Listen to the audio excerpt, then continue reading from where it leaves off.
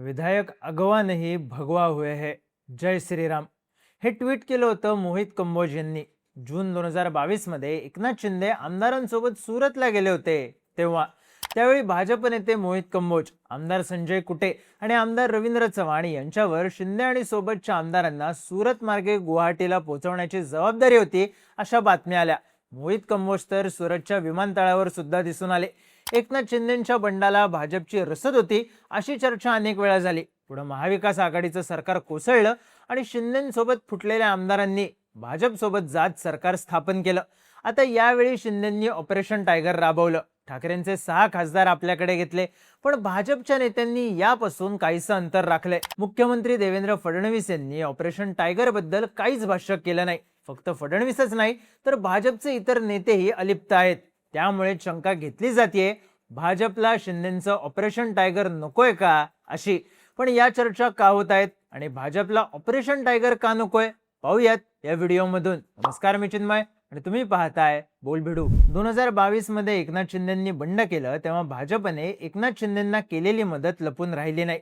फुटलेले आमदार मुंबईतून भाजप शासित गुजरातमध्ये गेले. तिथे महाराष्ट्र भाजपमधले काही नेते शिंदेंच्या सोबत दिसून आले. त्यानंतर आमदार भाजप शासित आसामची राजधानी गुवाहाटीमध्ये गेले. ज्या हॉटेलमध्ये आमदार थांबले त्या हॉटेलची यादी मुख्यमंत्री हिमंता बिस्वा शर्मा यांनी पाहणी केली होती अशाही बातम्या आल्या. आपल्या आमदारांशी संवाद साधताना एकनाथ शिंदे यांनी, आपल्याला देशातल्या महाशक्तीची साथ आहे.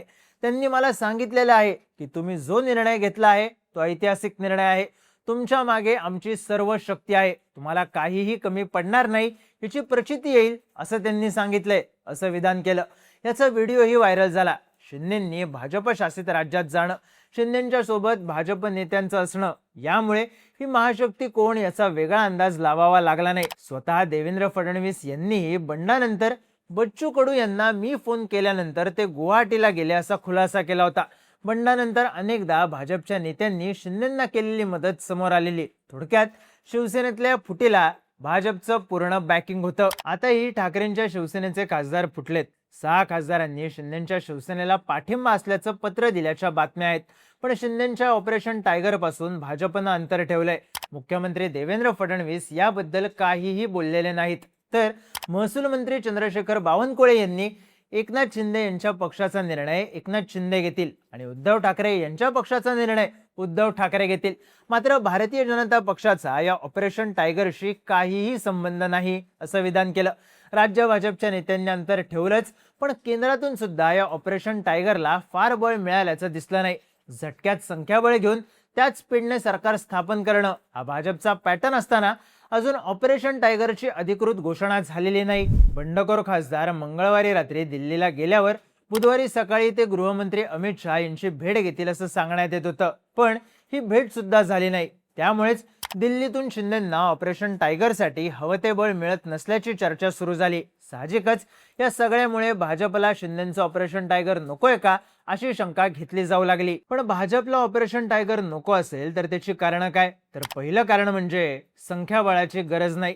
शिंदेंनी ठाकरेंचे लोकसभेतले खासदार फोडले आणि 6 खासदारांचा गटच आपल्याकडे घेतला. आता सध्या भाजप आणि मित्रपक्षांचं मिळून संख्याबळ आहे 293. 2/3 खासदारांचं बळ नसल्याने डिलिमिटेशन विधेयक भाजपला मंजूर करून घेता आलं नाही. त्यानंतरच भाजपने संख्याबळाची जुळवाजुळव करायला घेतली. यात भर पडली ती तृणमूल काँग्रेसच्या खासदारांची.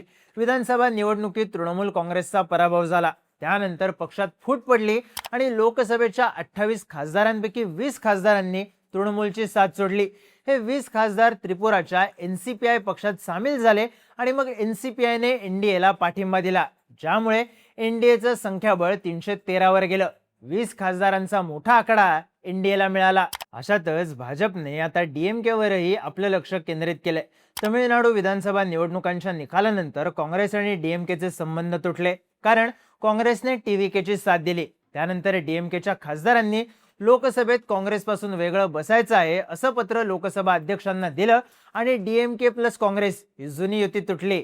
आता लोकसभेत DMKचे 22 खासदार आहेत.